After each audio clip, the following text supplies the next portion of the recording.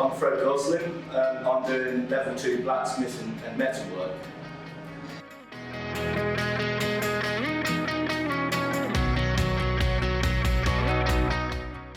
Last year I did blacksmithing and it was brilliant, and I didn't find it boring in any way.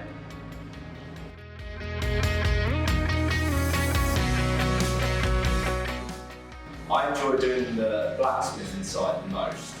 I'm into doing welding, but blacksmithing for me is just something I don't get bored of and I really enjoy.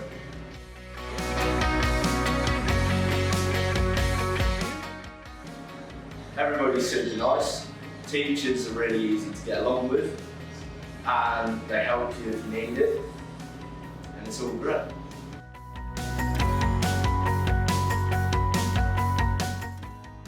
I'm thinking of going into farrier work, because I did a day of helping people shoot horses and I found that really fun.